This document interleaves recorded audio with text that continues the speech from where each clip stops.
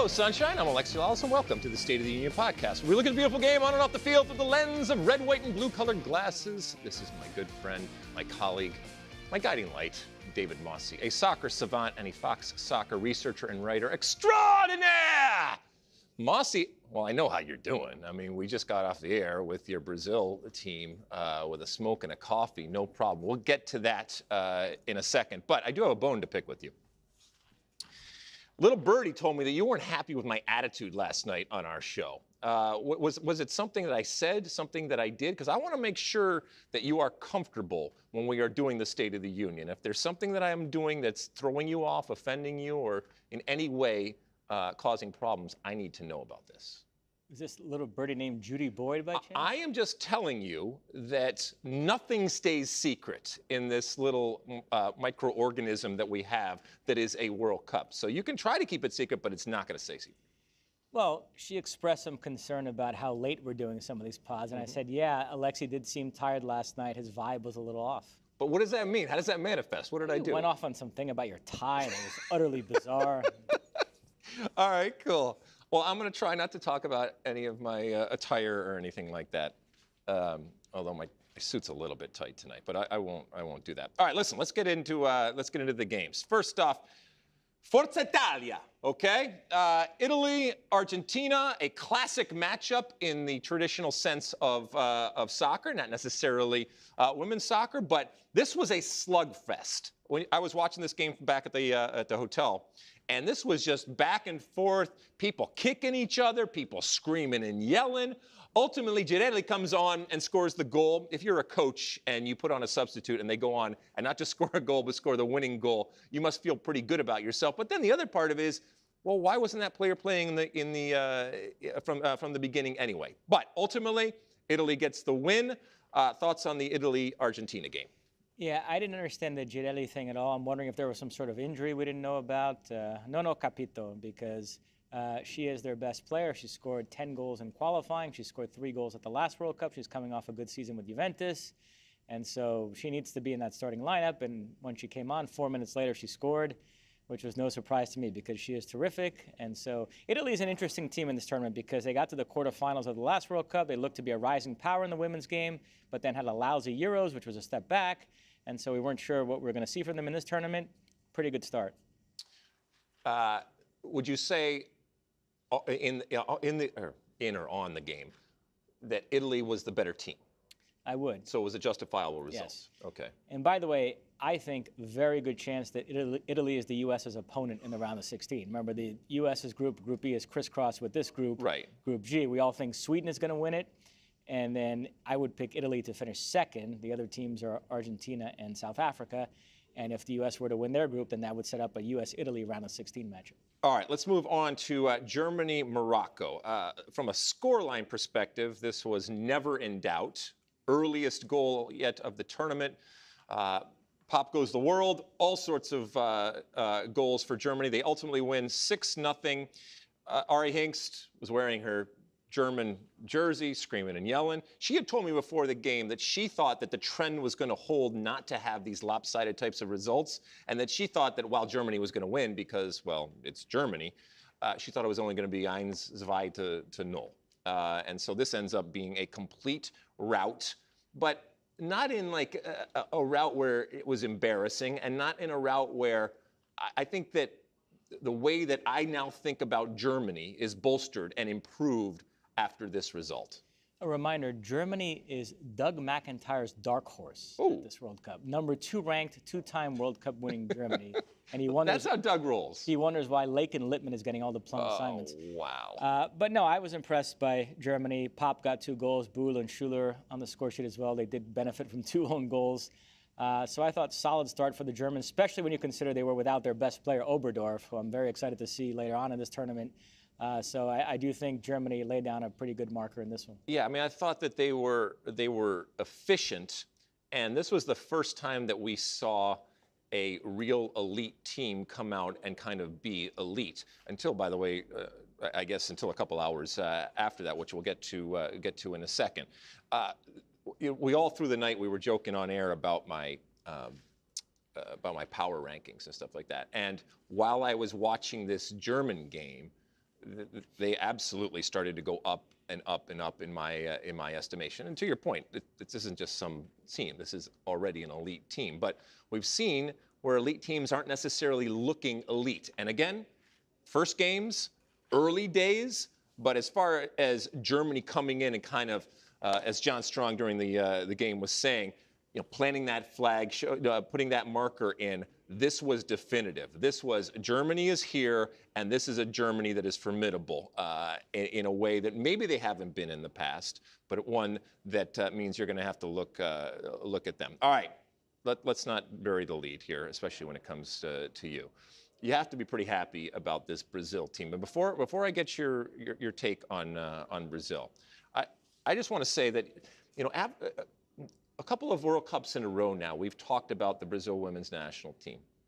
And it's one thing to talk about the flair and the magic and the romance of Brazilian soccer in general, and about the national team. It's another thing to actually put it into practice. And I was just really impressed with this team today in terms of the balance that they had, because that's always been the trick for Brazil. And the great Brazilian teams have been able to combine this ruthlessness and this it's not pragmatism, because they're never going to be pragmatic, but a balance of giving you the magic and giving you the romance that you want and that we expect from Brazil. But I thought that there was a method to whatever type of, not madness because that's not fair, but whatever type of magic and romance there was a method to it today. I agree, and that's Pia. She's brought an organization of defensive solidity. It's a shame she wasn't the coach in the mid-2000s when Brazil also had the best players in the world. I think Brazil would have been unstoppable back then if they'd had a coach like Pia. She's doing a very good job now, but I don't think Brazil has quite enough talent to win this World Cup, but we'll see. I mentioned last night I was cautiously optimistic about this team. I felt like they could go far, and this was certainly a very good start. They built up such a big lead that it was safe to bring on Marta, right, who I thought moved around pretty well for somebody having a fork sticking out of her back. Oh, wow. Look at you. I mean, I do think that they have depth and they have talent. Dabini, I thought, was really, really good. It also, we didn't talk about it a lot on the pregame, but through the course of the tournament, we're certainly going to mention it because it's part of the story in that, the NWSL influence and the opportunities that have been provided, not just for NWSL players, but we talk a lot about it in terms of the way we have almost become the architects of our potential demise in giving opportunities when it comes to Major League Soccer and how it has helped increase the competition and increase the level of national teams and players that play in MLS. Well, the same thing is happening with NWSL and Brazil in particular, where I think 6 of the players today that started were NWSL players or are going to be NWSL players, and then Marta and others. And so that connection to NWSL is good. And I think it's translating into, like I said, I'm more optimistic about your Brazil team than I have been in years. And on that Ari Borges hat trick, she's now the Golden Boot leader. It's the 4th Brazilian hat trick in the Women's World Cup. All 4 have come in opening games, and all 4 have come against CONCACAF opposition. Pretinha and Cici got hat tricks in the same game in '99 against Mexico, and then Cristiane got one 4 years ago against Jamaica, and now Ari Borges does it against Panama.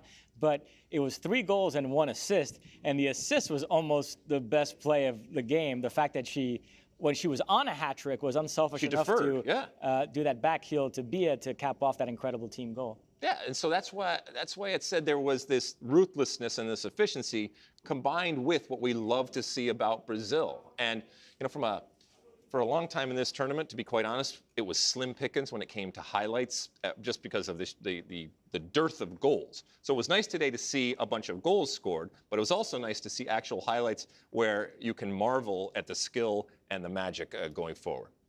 One more stat to throw at you. What do you got? You made a big deal about 8 debutants. 0 for 8. 0 for 8, baby. Well, you know what? You first you got to get there, all right, and then you worry about competing. But I mean, if you want to be all crabby about it, fine.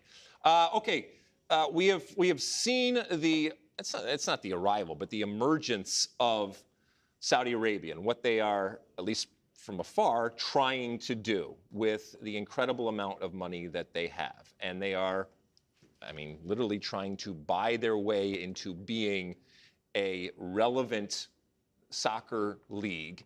And yes, there are other motives too, and bigger motives and political motives and cultural motives and all that kind of stuff that are at play here. But we come to find out that, surprise, surprise, Hilal has submitted a record bid for Kylian Mbappe, and producer Sean put this in. This is pretty specific. $332 million, $388,945. So basically over $300 million for Kylian Mbappe. That's basically just to talk to him right now. Any legs to this, you think? It's an amazing development. What's happened here is Mbappe wanted to just play out this season and then go to Real Madrid as a free agent. Yeah. It sounds like he already has a deal in place with Real Madrid to do that. And PSG have drawn a line in the sand and said that is absolutely not going to happen. You're either going to sign an extension or we're going to sell you this summer.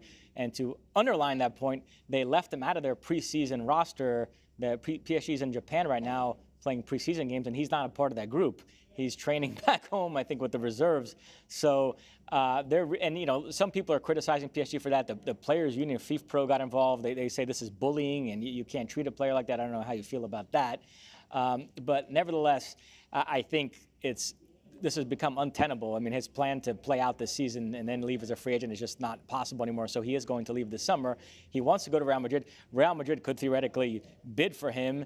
But it sounds like they're going to find themselves in a bidding war now with their Premier League clubs interested. And, yeah, Saudi Arabia, I mean, money is no object to them, so why not? They're taking a flyer here. I don't think there's any chance Mbappe goes there, but nevertheless, it's an interesting twist in the story. Well, as far as PSG's action here, I don't really have a problem with it. It is kind of shooting themselves in the foot from a competitive standpoint to have arguably the best player in the world, and you're going to, what do they do in baseball? They shut them down or whatever when a pitcher does something like that. So I guess you shut him down until you actually get some sort of deal. And if you're going to lose him for free in a year, that's problematic just from a pure business perspective. Yeah, I remember they did this with Adrian Rabiot a few years ago. Obviously, not the same dynamic with somebody like Mbappe of his stature, but nevertheless, yeah, there is a track record of them doing this with a player. But yeah, the interesting thing about Saudi Arabia is I bet you PSG are of two minds on this.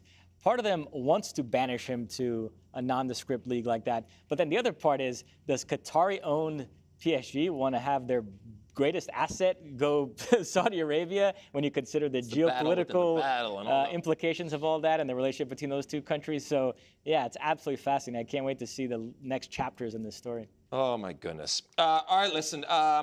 Summer continues to roll on, and there's plenty of soccer going on. And as usual, many of these brands that are global brands or desire to be global brands are using the United States and the incredible emerging market that it is as an ATM to show their wares, if you will. But it also gives us an opportunity to see some different teams play. Up there in Pasadena at the Rose Bowl, we had Real Madrid taking on AC Milan. Why is that important? Well, just in general, two great teams playing each other, but also from an American perspective, Christian Pulisic. I will say before we go on, our best and thoughts and prayers go out to the great Shaka Islap over there, a colleague over there from ESPN. For those that were watching, just a horrible and scary moment when he looked like that he passed out and fainted on air, and we come to find out that he was then awake and he was getting tended to, and he got the medical treatment that he needs. And as we are on air right now, it seems that whatever it is, they are dealing with it right now. And so we're sending all of our love out to you, Shaka Islap, and looking forward to seeing you back on TV where you are so good at what you do. But it was a scary, scary moment. On the field, your friend Vinny finally showed up there and showed why he is worth it. And from a Christian Pulisic perspective, not only did he start, but they also had him on free kicks and over the ball, which I think is a good sign that they want to use him, that he is not going to be just this luxury type of player. And it's still summer, and there's still a long way to go. But I think a lot of people saw this and said, all right, he's healthy, he's playing, he's at a place that he wants to be, he's at a place that want him. And as long as he does stay healthy, we would like to see him get that run of games. And again, this is relative to the U.S. men's national team.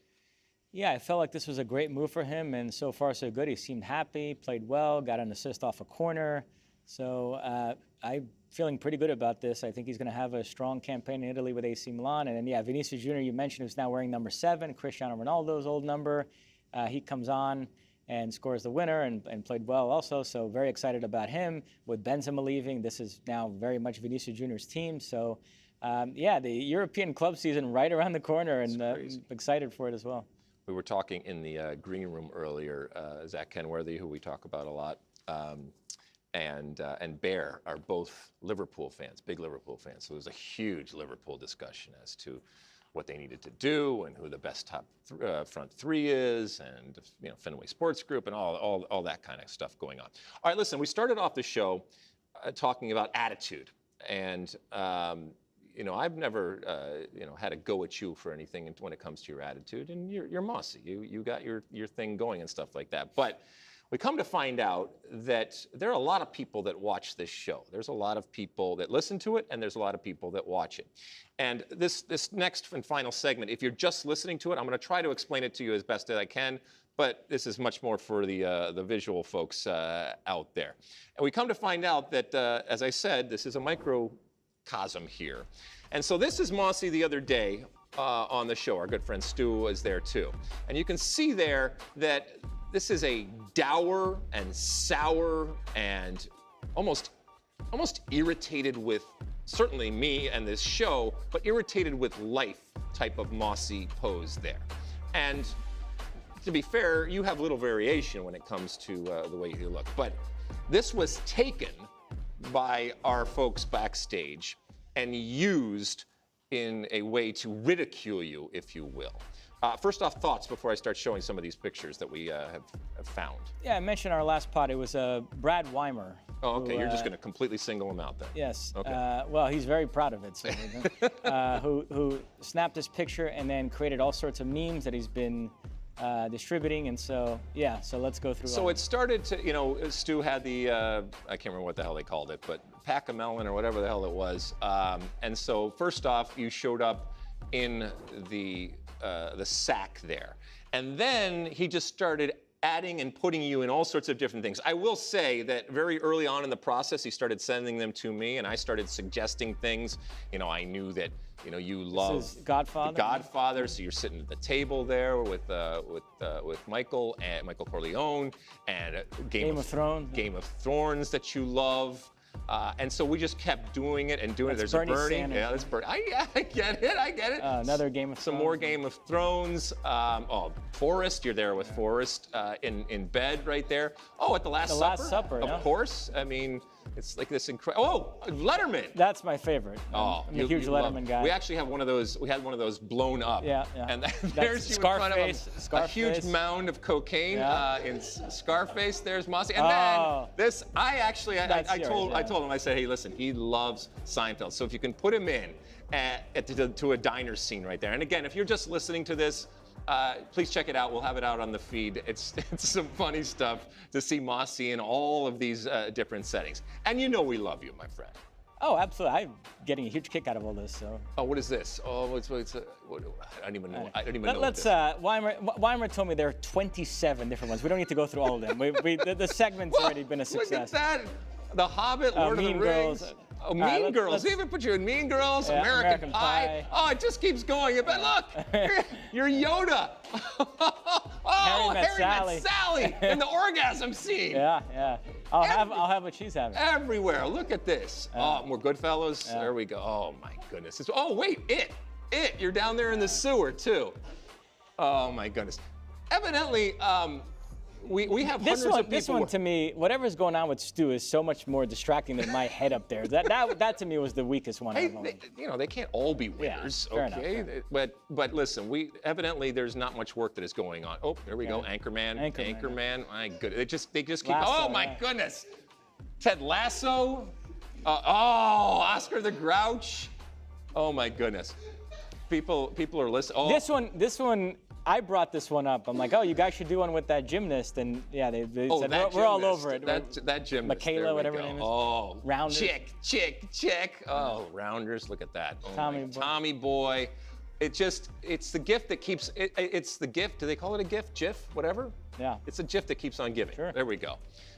There's Mossy. So anyway, we're having a good time, and you're a good sport about it. Yeah. And the only reason that people do it is because they love you. And we all love you so much. And to end this on a positive note, you're back, my friend. Am I? Whatever issues I might have had with you last night, you brought it tonight. Terrific.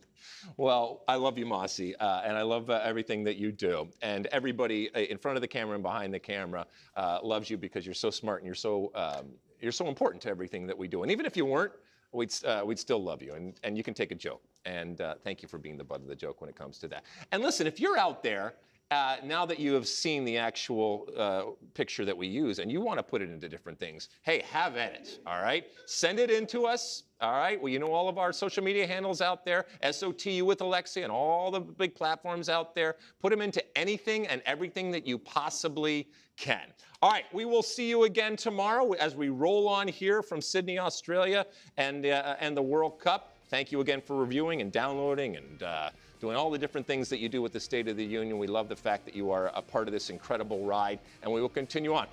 Thank you to State Farm, too, for presenting this each and every night. So we will talk to you again tomorrow from Sydney. And until then, and as always, my friends, size the day!